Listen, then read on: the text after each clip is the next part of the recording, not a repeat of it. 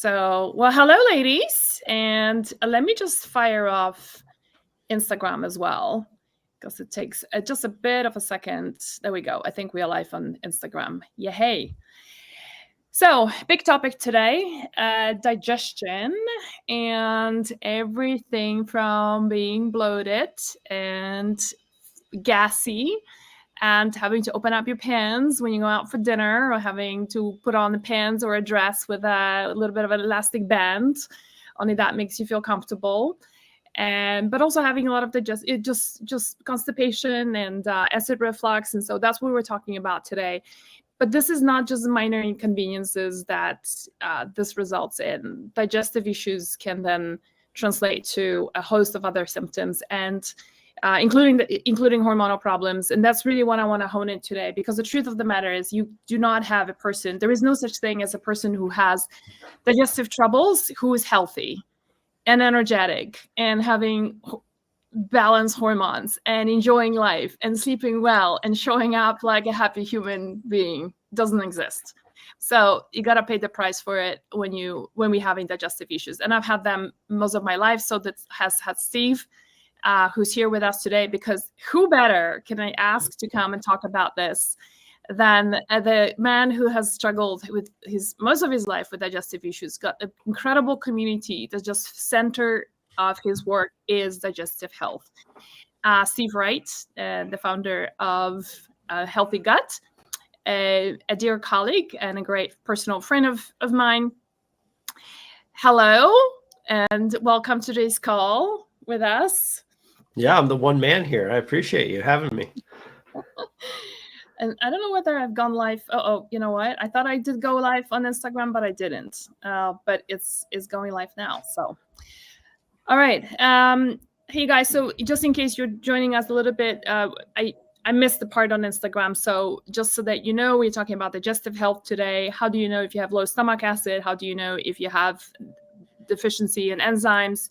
How does that impact your hormones? Does that impact how you show up, how you look, how you feel, how you sleep? All of those things, pretty incredible. So we've got hordes of people already joining on Instagram. With me today is Steve Wright, who is the founder of Healthy Gut. I think the name itself tells you a lot. Centerpiece of his work is all about gut health, and that's really what we are going to be talking about today. Most importantly, how do you fix those digestive issues? One of the things I want to just also mention before we dive into, also do post your questions. We are going to be transitioning over to Q&As in the midst of our session, so that everybody has a chance to hear back from Steve on things. One thing I just want to say that most of us have so many digestive issues that we kind of grow used to the fact that you're constipated and you've got gas and you're bloated after having a meal and you got acid reflux and you put on antacids. And I want to just say, if that is you, please do listen to today's call, do pay attention to this, because just because something is super common, it doesn't make it normal, doesn't make it okay. And it can actually create a cascading effect on everything of your thyroid, of your just how you enjoy your health in your life. Digestive health is really that important. So stay in for a little bit with us and just learn what Steve has got to say. So, all right, you know what? Why don't we just start off with just the surprising symptoms, and just let me ask you a simple question: like, how does the person know they are low on stomach acid? How do they know they have a enzymatic deficiency? Well, there's not that many tests you can do. So like I would start first with a symptom checklist. So if you answer yes to any of the following questions, that would raise like a pretty solid red flag. If you answer yes to multiple questions, then your chances are going up significantly. And then we can talk about tests that might confirm or deny it. But basically, do you have digestive upset? And are you managing your digestive upset through exclusion of generally accepted healthy foods? I'm not talking about seed oils. I'm not talking about gluten or, Lucky Charms, but I'm talking about like, avocados or strawberries or entire groups of FODMAPs or certain types of meat products, certain types of fruit products, things like this. If you're excluding those foods because they cause you gut pain, that's a really good indication that like literally the mechanisms inside of your digestive tract are not working correctly. Like your machine isn't capable of doing the normal thing that all human bodies were designed to do. It's different if we're talking about the really inflammatory foods, but when we're talking about the anti-inflammatory foods or just real foods and whole foods in general, we theoretically, barring an endoscopy or colonoscopy revealing that you're missing an organ, you have a double loop, you have, these are things that happen, but they're extremely rare. Even in the chronic health community, they're extremely rare, but they do happen. The rest of us have the ability, like it's in there unless it gets shut down. And so if you're answering yes to those things, if you have acid reflux, if you have constipation, diarrhea, bloating, if you have unexplained low energy, like fatigue, you just can't really get going. If you have unexplained sort of weight gain, this could be part of it. If you have a lot of skin, like so rashes, acne, things like that, there's a huge gut component that's typically related back to low stomach acid and enzymes. I had eczema most of my childhood. That was food triggered, and specifically eggs were the biggest trigger. Today, having fixed a lot of my gut health, none of that is an issue anymore. So really interesting, the connection. Like I love you saying that, because eczema, psoriasis is actually food triggered. Yeah, it's so connected, our gut to everything else. And so just to kind of wrap it up, some really underrated ones that people don't talk about is burping. So if you're someone who belches a lot, that's a sign of, that's like a really, like pretty much positive, you have low stomach acid.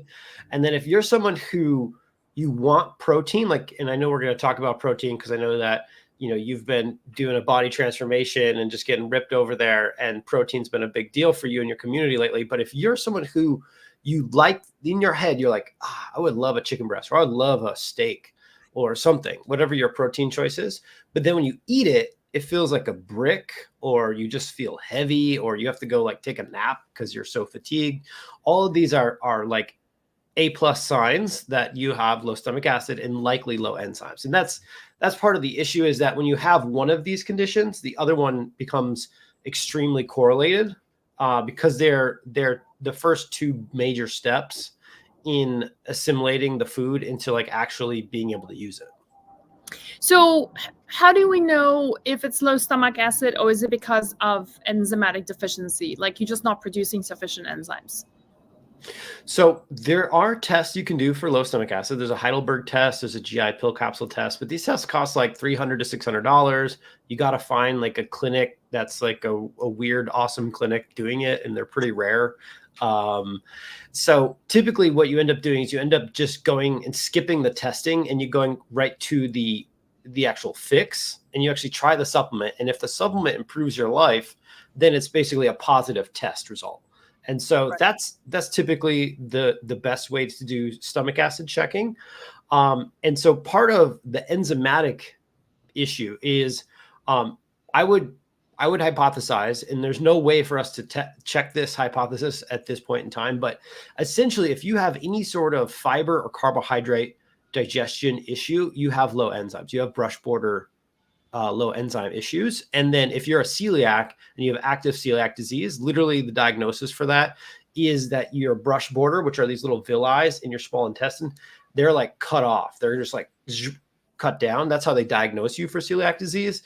And when you do that, any inflammation or damage to the villi in the small intestine will get rid of the majority of your brush border enzymes, which are all those specialty enzymes for carbohydrates and fibers and things like that.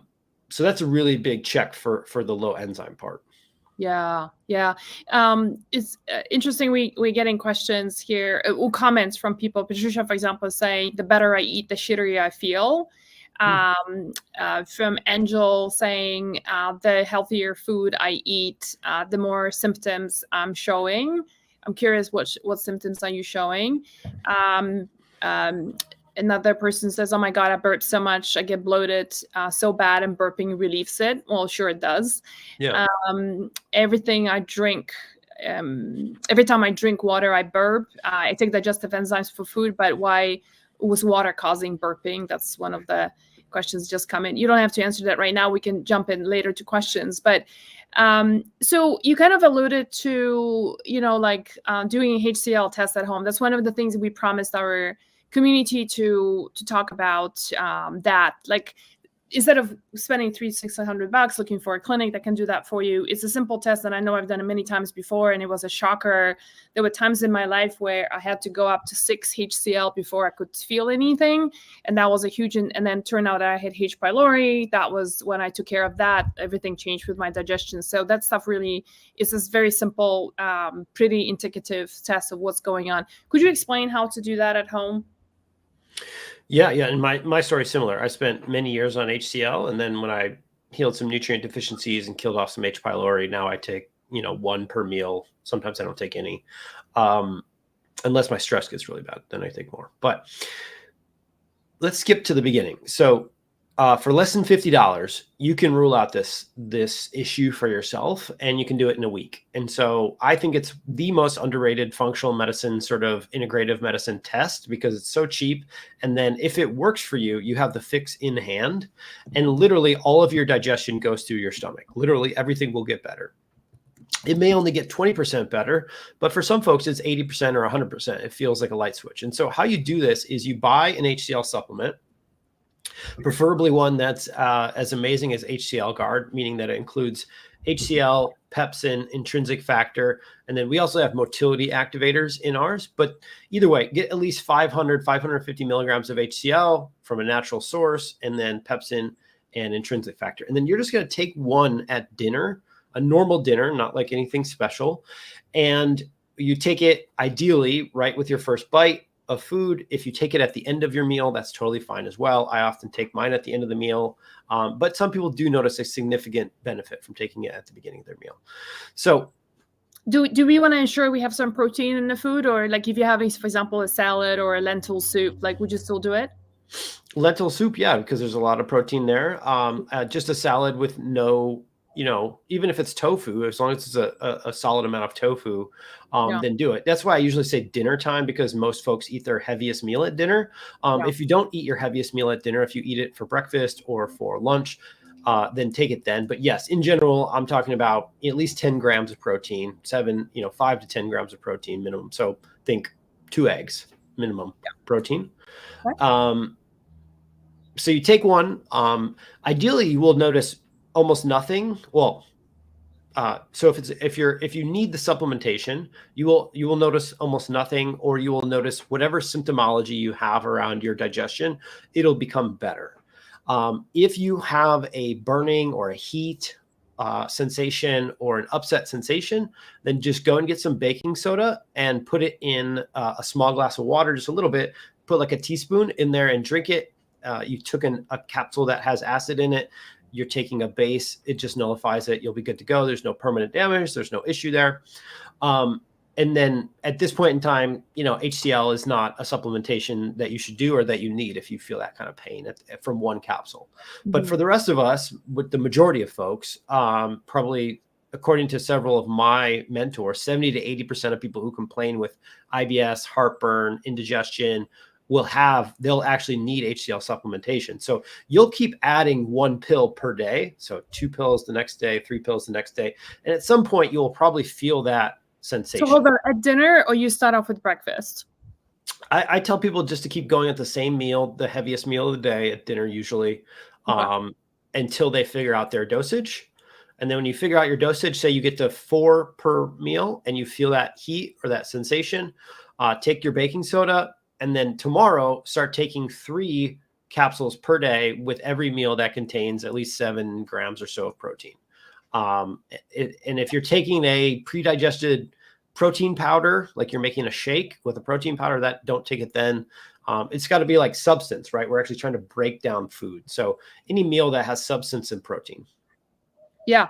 So awesome. And then one of the questions we often get is then, do you take it forever, or does your body recalibrate itself and you can maybe take it for a month or two and then your body is able to stop producing its own stomach acid? Is it just a temporary relief, or is it a forever solution because we're getting older, we're underproducing stomach? Like, what's going on?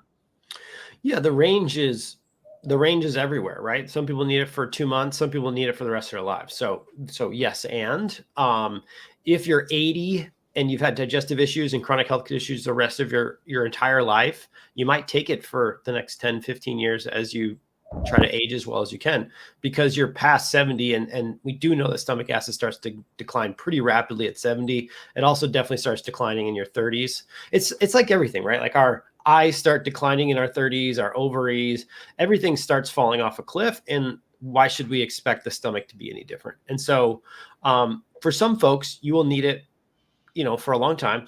The majority of people, though, are on it for like 4 to 12 months. And in that time period, what you're going to discover is like, oh, wow, you have a magnesium deficiency, a zinc deficiency, a B vitamin deficiency. Oh, you might have H. pylori or some sort of issue that's causing the suppression of the creation of stomach acid. And Or so medication, right? Some people take meds as well that can suppress. yeah, totally. Yeah. You might be able to finally get off your acid reflux medication or whatever it might be. And so it's part of a healing protocol, like a healing plan, like a healing lifestyle. And as you get healthier, as your nervous system gets healthier, like your parasympathetic, your HRV goes up, your parasympathetic gets up, your stomach acid will get stronger. It will get better. And so as you sort of go up the rungs of the health ladder, you will need it less and less. And like I said, most people only end up needing it for like somewhere between 4 to 12 months, but it does depend on how much damage has your body taken, what's your lifestyle like. If you're someone who's like, I'm not meditating, that's BS. I don't believe in that. You might need it for a really long time, because that was me. I was like, that stuff's bull. So I would love for you to talk about how important the stomach acid is for us, not just in mitigating symptoms, but like what happens chemically. And I want to share, some of you might have seen that story. So I contracted COVID while being in Mexico, and I'm back in the US now. And so I'm still on my way back home to Colorado. I still got a couple of days of drive. And while being in Mexico, I got COVID, and a good friend of mine says, hey, there is some great studies showing that Pepcid can really help you overcome COVID. Like with a lot of medications, they have dual, triple actions, not just for. And so for those of you who know, Pepcid is an antacid. And I knew what I was taking. I think it was just in the whole COVID brain. I did not register to also take Steve's HCL and support my stomach, bring my stomach acid back up while taking the antacids. And it was okay to do both at the same time, just away from each other. So I recovered from COVID really quickly. So Pepcid worked in that way. Went to Mexico City with my girlfriends. We were doing a lot of street food. We had a lot of fun. Guess what? I got full-on Giardia. And the interesting thing is, one of the functions of having sufficient stomach acid, like a pH 2, Steve, right? 2.5 was what we want, which is really acidic. Like if you touch it, you get burned by it. And that's the way it should be, is because the stomach acid also creates a first line of defense from any parasites or pathogens for that matter. So whether it's bacteria, viruses, in my case, it was parasites. So clearly my girlfriends ate the same food with me. They didn't get sick. I got a full-on Giardia. And now I'm after COVID, now I have to be on pretty darn, strong antibiotic just to kick it out, because Giardia, you don't want to mess around with it. So it was a real bummer, and I was really bummed out. That was like back to back. I've got these things out of my own negligence. But it was such a reminder as well, just like how suppressing my stomach acid, how I brought on this whole drama onto myself. So lesson learned, obviously, and I've done reels about it and stuff, so just to communicate that to you guys. But can you maybe also talk a little bit more about like what else is the stomach acid important for us to function properly? Yeah, so it's super underrated, like you said. It's typically below a two, or like, so it's resting around a 2. And then when food comes in, you make more acid and you're dropping down to like a 1 and a 0.5. As long as you're resting below a 2.5, you're very healthy according to, these are research studies. This is not Stephen's, 14 years of hypothesizing and testing. This is actual research studies. They actually did a research study where they individuals were coming in for an endoscopy. Endoscopy is where you're looking down the upper GI tract, and they took samples of their gastric fluid and then they tested it.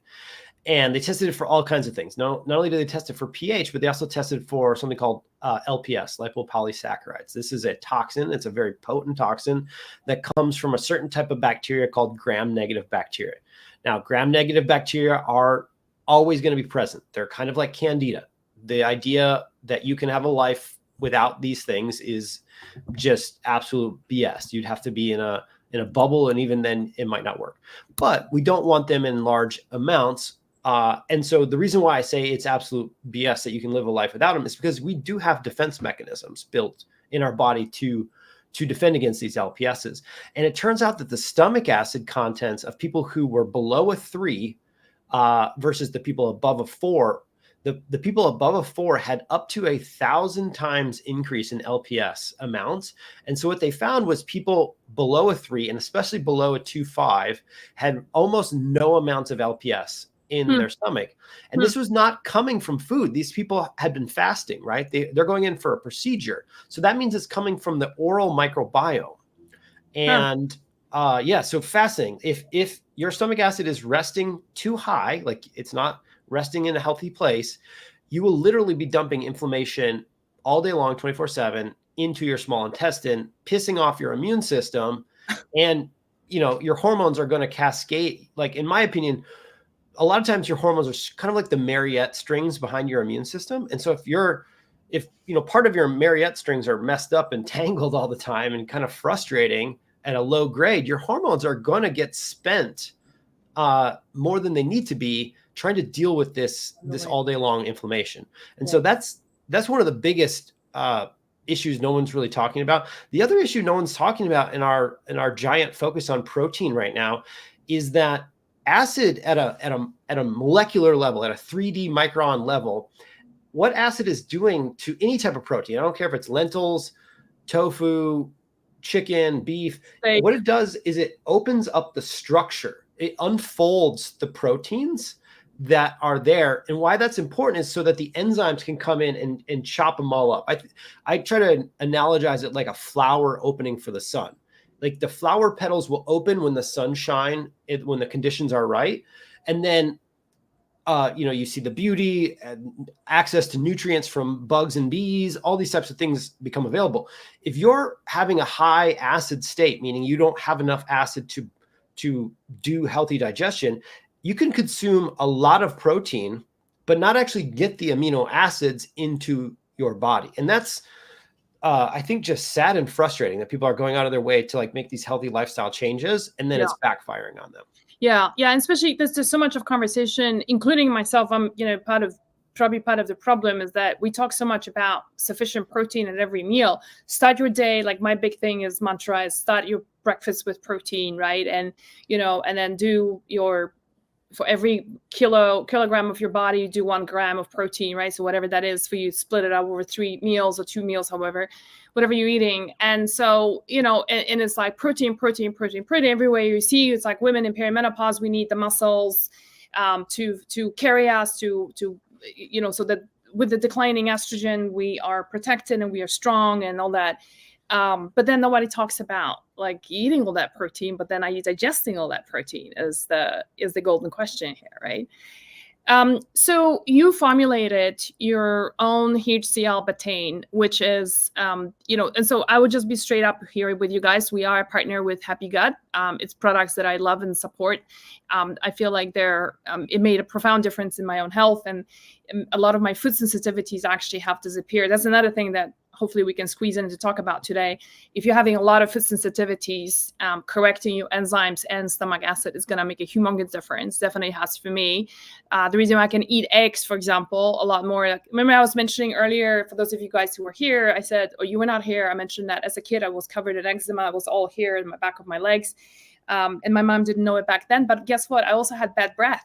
as a kid my whole life, and which is like 101 of low stomach acid, right? So and correcting that with Steve's enzymes has made a huge difference in my tolerance for eggs. So I can eat them actually on a weekly basis and not react.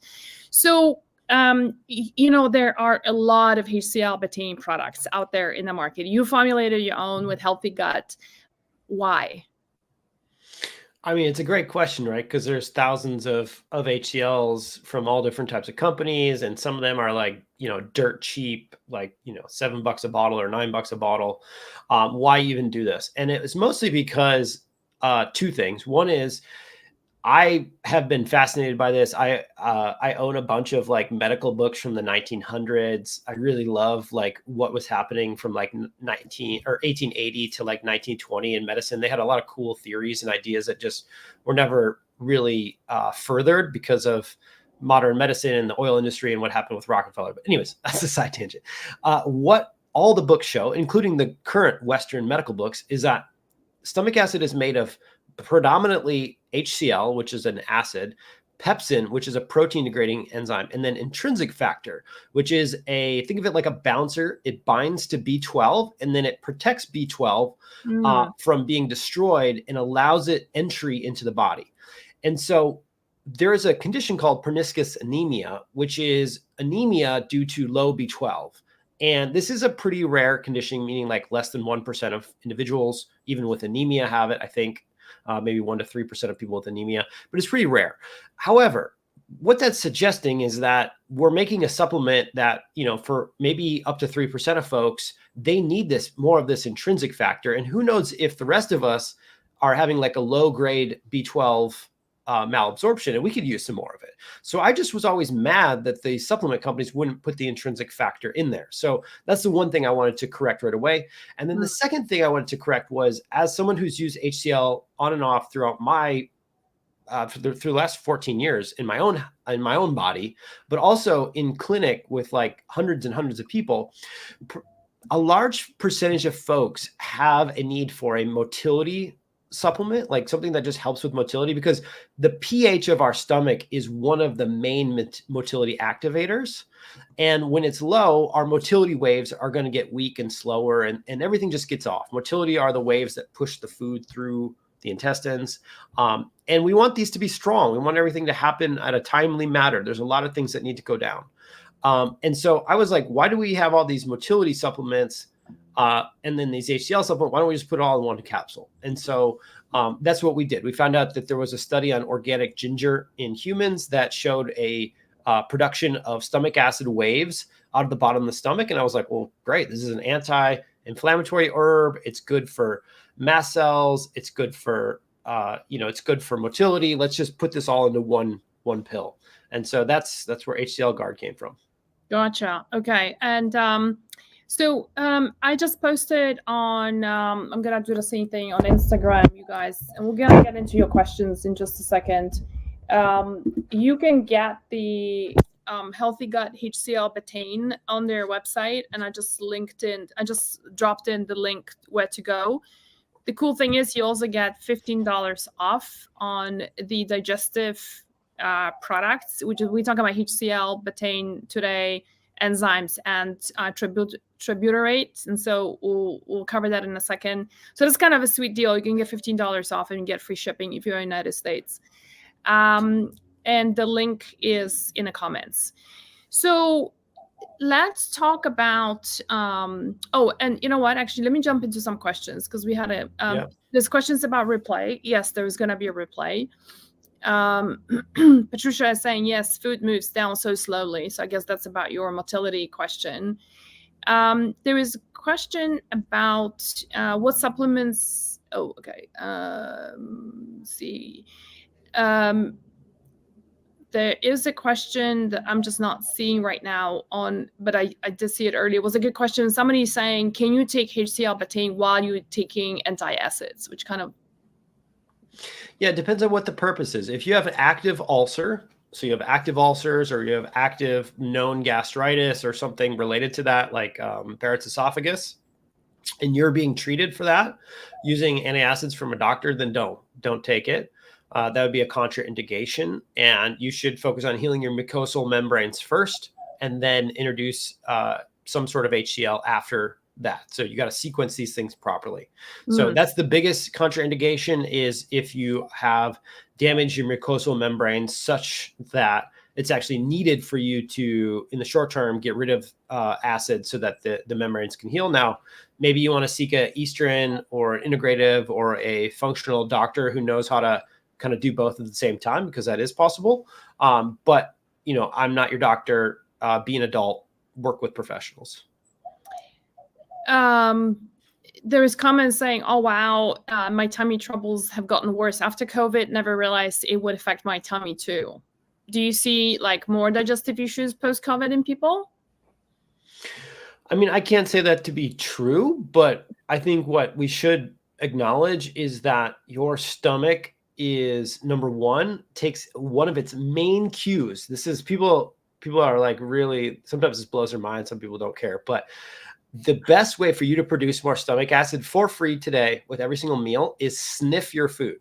Like literally smell. The smell of your food is what begins the cycle of creating the proper amount of stomach acid. And so there's all these traditions around prayer and gratitude before meals. That's very important for the body. But if I could add any tradition, it would be like get in that food. Like hopefully you were cooking it, right? But a lot of us, including myself, are living a very westernized life. We are opening packages, or we're barely combining things, or we even go to a restaurant. And the best thing you could do is smell. So if you lost your smell, that could be partially messing with your ability to create stomach acid. So that is one thing. And then number two is your stomach acid is highly sensitive to your nervous system, your HRV in your nervous system. So anytime you're in a stressful state, or you've just come out of a stressful, intense, like whatever it might be, a marathon, a car accident, a work report that was very important, like all those states, you would be better served supporting your stomach during those states, because it's highly, you basically, if you're not in parasympathetic, you basically can't make stomach acid. Like you can make a little bit, but not a lot. Yeah. So if you're stressed, you're going to be just shutting off your production. Yeah. Let's switch gears a little bit towards enzymes, because I feel like the HCL is actually, before that, I have a question for you. I think that could be really interesting. Why is it that, first of all, I just want to say, I think one of the biggest disservice things that doctors prescribe today so liberally is antacids, and without people realizing how it opens them up to infections, how we are not digesting food properly, how we are just taking a lot of supplements that don't even get absorbed correctly. And so it's such a disservice. Having said that, when people do have acid reflux, that antacid they usually take helps them. Why is that? It's a great question. So remember, not everybody who's having acid reflux or IBS or digestive upset has low stomach acid. Not everybody. I would wager 70 to 80% of people, but not everybody. So for some folks, that is a miracle pill. It feels amazing and immediately takes it away. It's because they're having ulcers or they're having active gastritis, and it's very soothing to that. Now, for a lot of other people, what's happening is you're having like a microbial stew. Basically, your bugs are eating your food for you, and when they do that, they have a poop as well, right? And their poop is typically a gas, and that gas creates pressure inside your stomach. And the sphincter at the top of your stomach is actually weaker than the sphincter at the bottom. And so, and not only that, but gas rises. So, anyways, you know, you can only absorb so much gas and breathe out so much gas, like through your skin or actually through your breath. The rest of it, you actually have to like, it actually has to come out. And so for those folks, the way their current body and their current microbial community is happening, they're creating too much gas. It's pushing open the lower esophageal sphincter, and it is causing some heat, some burning, some pain. Like that is happening.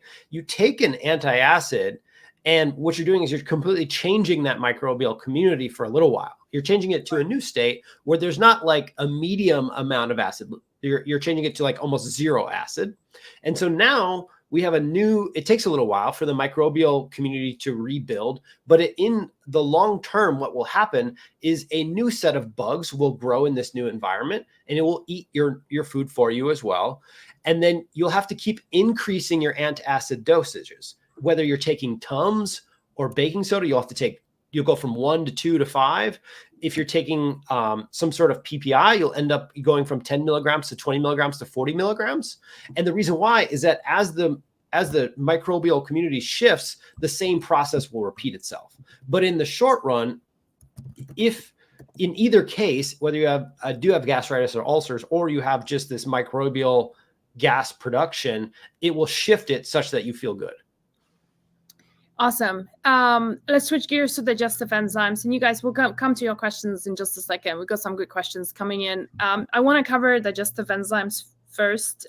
Before we do that, let's talk a little bit about it. Like, what can they do for us? Like, what's the importance of digestive enzymes? I mean, without them, you're not getting any nutrients from your food. I mean, you're getting a little bit, but not much. So step one is the acid. We talked about that. No, those PPIs you just talked about, they have black box warnings for things like osteoporosis, meaning that if you stay on them long enough, it's proven that your risk of osteoporosis is significantly high enough. One of the reasons is you're not liberating magnesium, calcium, B vitamins, amino acids. You're not getting the food released. And then your enzymes, they're coming in next. And what they're doing is they're taking these bits of food that are partially broken down, and they're chopping them into very small sequences. We cannot absorb food unless it's in a very small, either peptide for amino acid, or for fat, it has to be broken down into very small lipid molecules. Like the calcium, the magnesium has to be liberated, and it has to be free so that it can be taken up by the body. And so the enzymes, what they're doing is they're doing that finishing work. They're taking it from the medium digestion all the way down to the micro digestion. And we have pancreatic enzymes, we have brush border enzymes, and we have microbial enzymes. And they're all doing various things. The pancreatic enzymes are doing kind of the medium digestion work. They're breaking the bigger macromolecules into macromolecules. The brush border and the microbial enzymes, they're trying to take everything they can from your carbohydrates, from your polyphenols, from your fibers, all those things. And so without them, what we tend to see in folks is they're the folks who are FODMAP intolerant. They're the folks who are cutting out classes of very healthy compounds like cruciferous vegetables. They're the people who cannot reintroduce things like oats or millet or sorghum, or like these like pseudo grains that are like probably healthy if you prepare them correctly, legumes, things like this.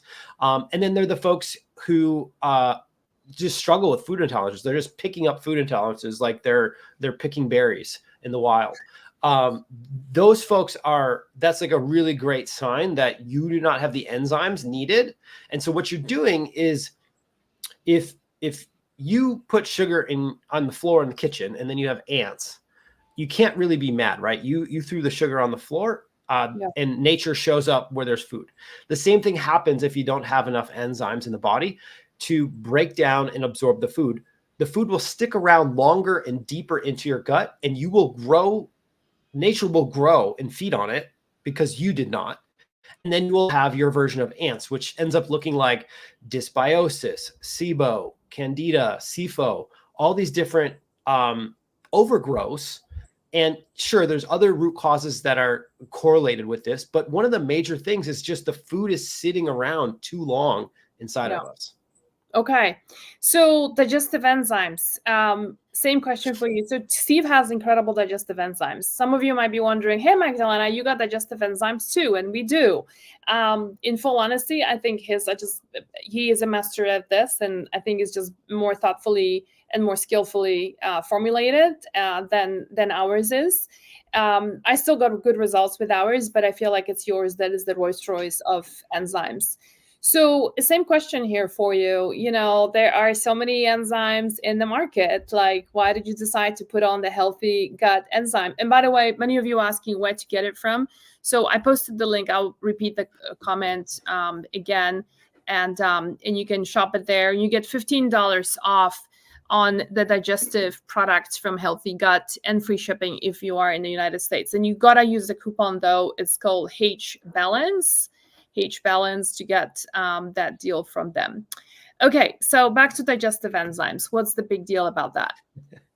Well, the thing that I wanted to solve, the thing that I struggled with in clinic, and the thing I struggled with my own body was consistency.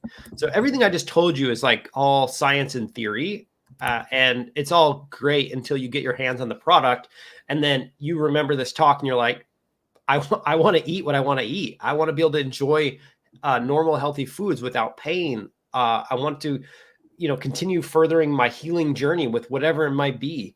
And then you try the product and you don't get results, or it's inconsistent. And that was what I was trying to solve for, was this inconsistency, which is what in my prior to having whole enzymes, prior to creating the whole enzymes formula with another scientist, what I would do is I would take some Digest Gold AT Pro and some Dipan 9 from Thorne. And basically I was spending like $150 to $300 a month on enzymes, because it was the only way that I could figure out the consistency that from meal to meal, I would not bloat. And bloating is that's my Achilles heel. That's what happens to my gut when I'm stressed. That's just what's been my issue since I was a child. And so I have a low tolerance for it because it's like my number one issue. And so I was trying to figure that out. So what whole enzymes has that no other enzyme has is it actually has a mineral activation patent. And so there was a scientist who figured out that enzymes work better and faster in the presence of more cofactors. The cofactors they need are minerals. And so he sat in a lab and he dropped these minerals into petri dishes to figure out like what makes them work better. And we were able to license that patent. And then we're on version 6. So over the past 4 years, we've been listening to our customers and the feedback and everybody, and just making, souping up this enzyme, making it better for FODMAPs, making it better for fat digestion issues, like all these different things in order to make a better and better product. And so that's what separates whole enzymes from the majority of other products out there, is the patented activation system. And then I think another issue, and I don't even know if yours have this or not, but you need to make sure that your enzyme product has all 3 of those classes of enzymes. It needs pancreatic enzymes, brush border enzymes, and then microbial enzymes. And so that's very important. Yeah, that's really is key.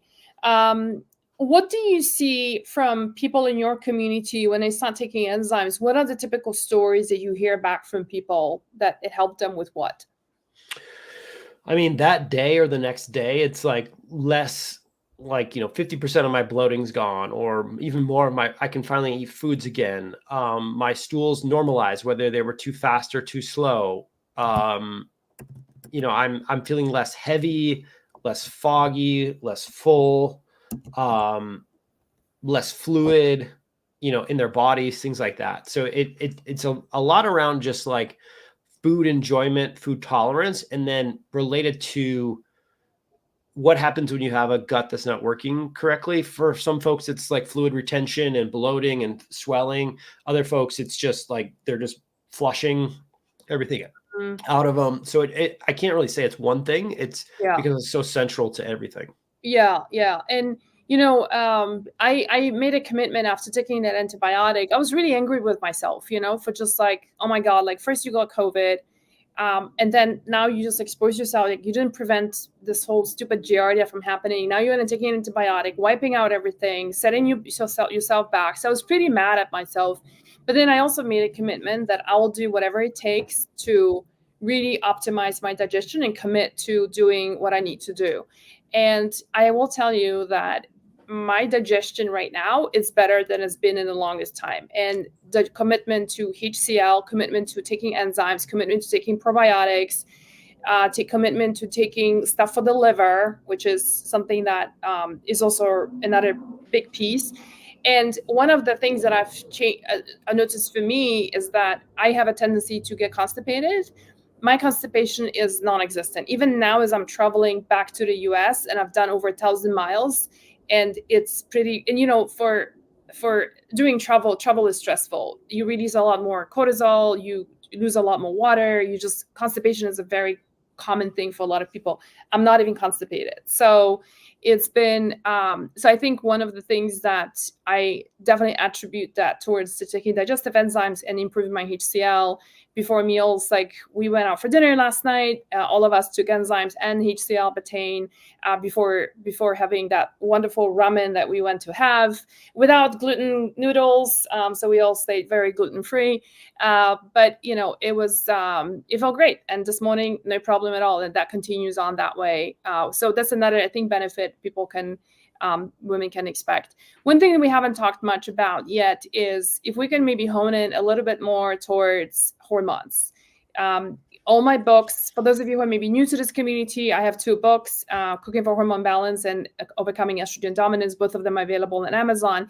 And both of the books have a whole chapter dedicated to just digestive health, and the connection between what good digestion can set you up for success with hormonal balance, but also what it can do to completely ruin your hormonal health, everything from thyroid to estrogen production and so on. So let's just dive in a little bit, like from your perspective, like what can it help us, or how can it just completely destroy our hormones?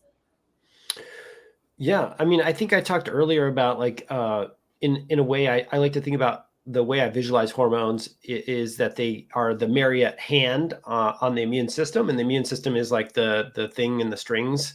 Well, the body that's controlling that hand is the gut. It is the digestion. So if you want great hormones, in my opinion, you need great digestion, and that comes in the form of you have a lot of nutrient needs to build hormones on a daily basis, like an hour by hour, second by second basis. And these are micronutrients, but these are also macronutrients like fat and cholesterol and things like this.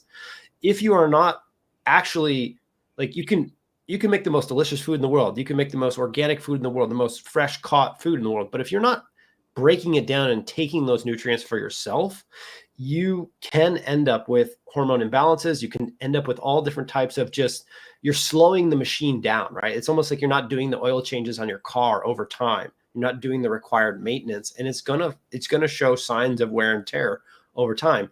And then there's other things, such as your microbiome is extremely important for the regulation of hormone levels, but also the detoxification and elimination of hormone levels. And so if your microbiome is dysbiotic, if you're constipated, you are going to recirculate spent hormones that should have gone into the trash, but they did not. And toilet, I mean, mostly by trash. But so you need the microbiome to detoxify, to make sure that certain things go into the toilet and they don't go back into the body. And it also sends signals. It's part of the conversion of T4 to T3. Like, there's a lot of interplay between the gut and the hormone systems, whether it's the thyroid, the adrenals, the sex hormones.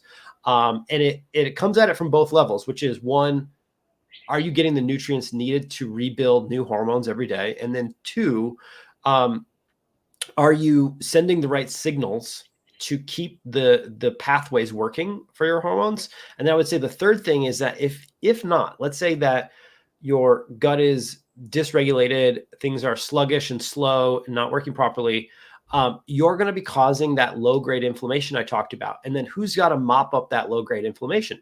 A lot of your hormones do. Like, your cortisol is going to be a part of that. Your sex hormones are going to be a part of that. Your thyroid hormone conversion is going to go down due to that inflammation, that low-grade gut inflammation. And so you get this cycle where you're spending extra hormones you don't need to spend if you're healthy to deal with the immune and inflammation-related issues. Meanwhile, you're extracting less nutrients, and then your microbiome's becoming more and more dysbiotic, sending the wrong signals. Yeah.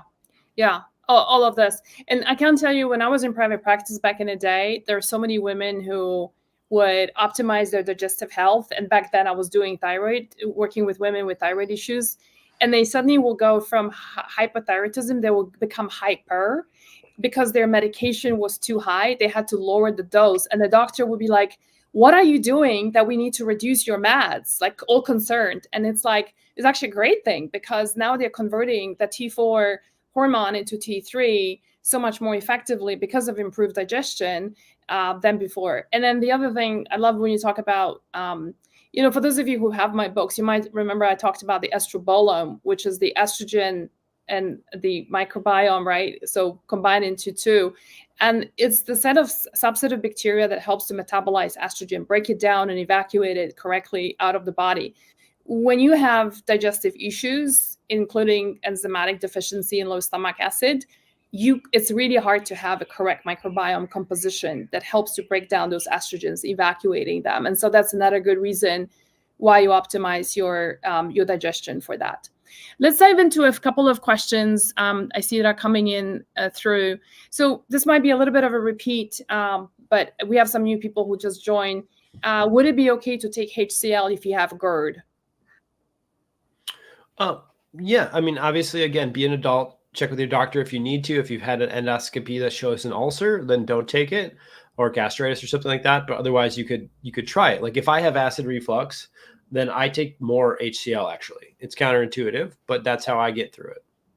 I would also add, just to, when I worked in private practice, there was sometimes people who are more sensitive to certain foods that was bringing on acid reflux, such as coffee, tomatoes, chocolate will be some of those foods. So during the transition period, maybe also slow down on those and then see whether that helps you. Rita is saying, I've been on PPIs for over 10 years and I want to get off them. Good for you, Rita. Amazing. Will taking enzymes help me? So yes, but in combination with what Magdalena mentioned and what I'm about to say. So Duke University's done a significant amount of research into acid reflux and GERD. And what they found was that a low carbohydrate diet was significantly supportive of reducing the symptoms.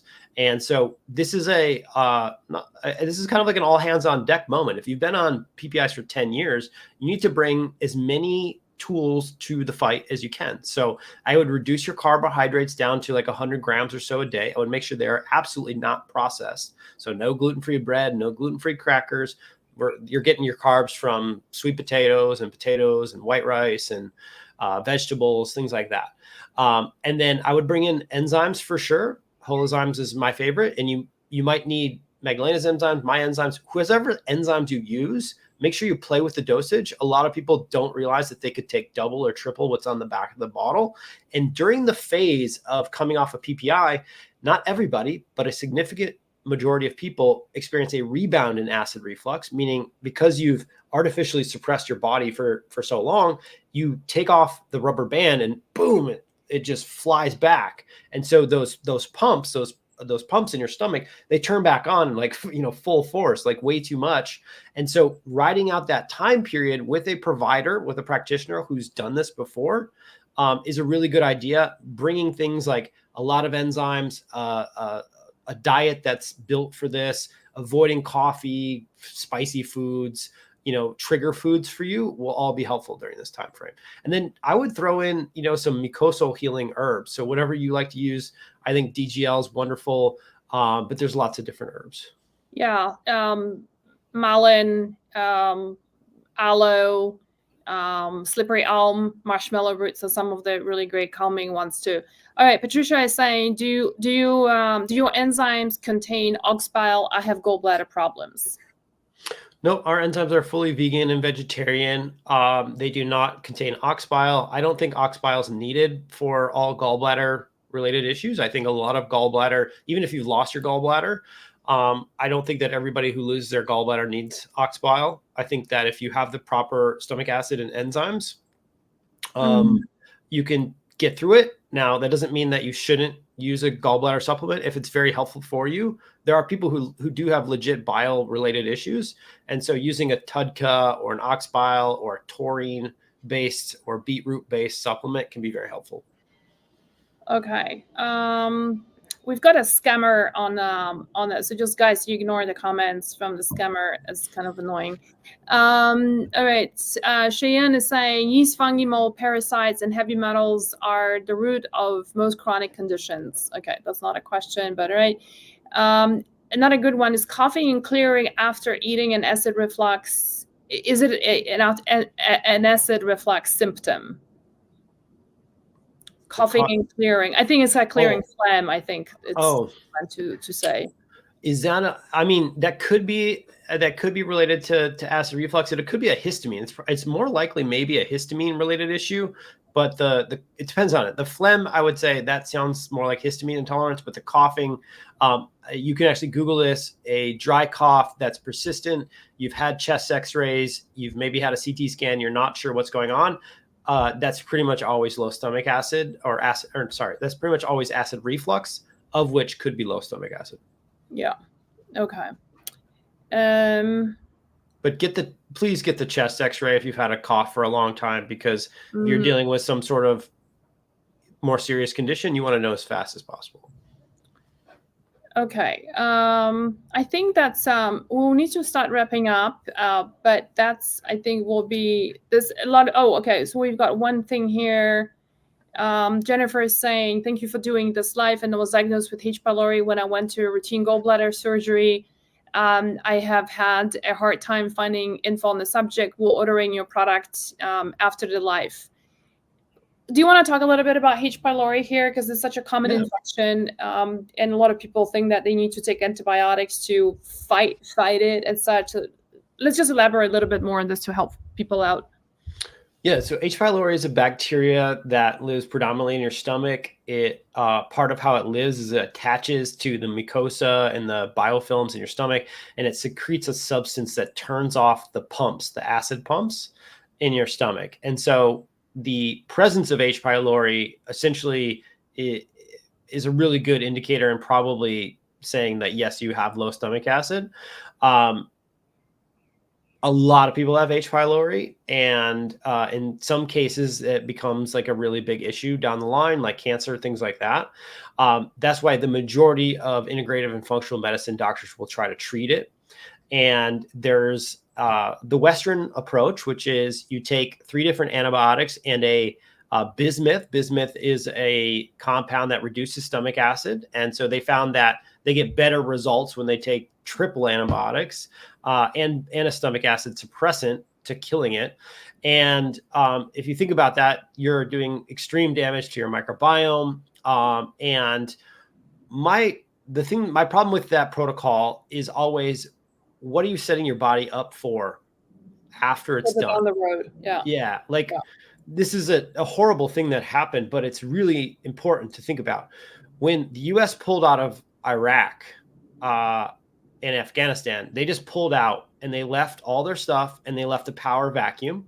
And within, 3 days, something like that, all the stuff was gone. There was chaos everywhere because the power was gone. And so if the power is the antibiotics and the stomach acid suppressant, and you just remove it without support, without retraining for anything, why would you think that H. pylori is not going to regrow? Like, it will show back up. And so I like protocols that are using things like HCL and antimicrobials to basically rebuild the environment to make it hostile to H. pylori, because that's the other thing. With any infection, such as your Giardia case, Magdalena, it's always like, what were the conditions that allowed this to become? They were perfect for a bug. I just created, out of my own, stupidity, I just created the perfect environment for it to thrive, right? That's why my girlfriends didn't get it, because they had sufficient stomach acid and I didn't. So, yeah. So for those of you who are struggling with H. pylori, you can email us at support@hormonesbalance.com. If you are on our mailing list, or just message us on the messenger. We do have a protocol for H. pylori. That's something that worked for me many years ago. It contains enzymes, HCL, but also the magic, I think, part of it is the zinc carnitine, as well as mastic gum. That is got some great results with H. pylori. I use that protocol for 8 weeks. It reduced the H. pylori count, because this is back in the day when I literally had to take 7 HCL betaine pills in order to feel the burn. So been through it, and it helped. All right, let's do one more last question. And for those of you who guys are joining a little bit late, we've got a special that we're passing on to you from Healthy Gut, and that is the H Balance is your code to use. It's on healthygut.com, by the way, the URL. And you get $15 off for the digestive products. We do not have the time to talk about Tributerin, unfortunately, today, but if you look at Steve's website. They're very informative, and so you can read up a little bit more about what Tributerin does for you too, and you're getting free shipping with that as well. So this is for US orders.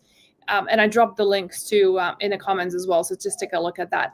Let's do one more last question, and then we can start wrapping up. Dawn is saying, I have Sjögren's and positive parietal cell antibodies. Should I take this? I don't know. What is... Oh, HCL. Okay. Also, I have hiatal hernia. A doctor has me on Protonics and Pepsid. Dries me out.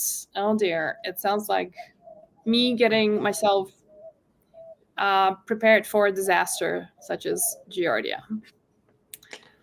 Yeah, Dawn, this is a really complex, I mean, it's a complex situation, and I'm not your medical provider. I would suggest you fire your medical provider and find someone else who's familiar with Sjögren's and autoimmune cases in general, because one of the reasons why you'd be continued to get even worse dry eyes, and I mean, other than that's where you're getting the autoimmune attack at, is that you're not going to be able to get the fat and the protein, the carbohydrate, and the nutrients from, because you're artificially suppressing that stomach acid. It's not releasing the nutrients that you need to make the mucosal fluid and the tears and everything you need to have the relief you want. And so you can work through with a provider. You can work through a hiatal hernia and take HCL guard at the same time, but I would work with somebody. There's exercises, especially naturopathic doctors are pretty well trained up on hiatal hernias and what you can do. There's also a guy, Dr. Steven Sandberg Lewis. You could buy his book, which I can't remember, but Dr. Steven Sandberg Lewis, he's also still in private practice out in Portland, I believe. He's probably the world's leader in hiatal hernias and acid reflux and this type of thing. And I think he could be a real help there. Just want to read up a couple of comments before we wrap up. Cheyenne is saying, after allopathic medicine destroyed my microbiome, I had to learn to do everything myself. That's a common issue. The other way is to just work with a functional practitioner. If you have more complex issues.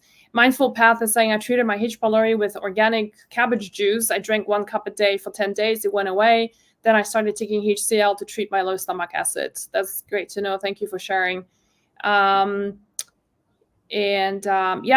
cool. Awesome. Well, thank you so much, everyone, for your comments and involvement and taking care of yourself. And, sometimes it is about seeing a doctor, and sometimes it's just starting the path with something simple, like you don't need to spend $600 in seeing a practitioner. If it's something fairly uncomplicated, starting off with enzymes, HCL betaine is a simple first step towards that direction, and that you can see profound results. And one thing we forgot to mention is the fact that if you're taking a poop tomorrow, first thing in the morning, take a look at your poop, because if you're seeing food particles in your poop, that's another very common symptom for having insufficient digestive enzymes and HCL betaine, one or the other or both. And that's why your body is not digesting the food properly, extracting all the nutrients that it's needed. So that's why you see the food in a poop. That's a little bit different with, like, if you're doing seeds like flaxseed, or what's the other one? Corn kernels, chia, right? That will show up. So don't freak out on those. But if they're like pieces of lettuce or tomato or something substantial, then that's not that's your signal. Your body's telling you, like, I need some support. So I hope you find this call helpful today, illuminating something you can help yourself with pretty easily. You are getting the $15 off from Steve on the digestion supported 3 products. So his Enzymes, HCL betaine, and his Tributerin. Really wonderful products. I can't recommend it high enough. And it's gonna be a journey for you to certainly improvement. What's the worst thing that can happen? Well, the worst thing that could happen is you tried them and you don't have issues with them, and you emailed us at Support a Healthy Gut. We gave you a free coaching session, because we do that. Oh, wow. And then also that didn't work, and so then we return your money to you minus shipping and handling. So that's a good deal. All right. Thanks, everyone. Thank you for taking care of yourself and being here today and investing the time in your health. Thank you, Steve, so much for taking an hour out of your time this afternoon to be here with us. I really appreciate you and appreciate this community. And I will see you guys soon. Bye for now.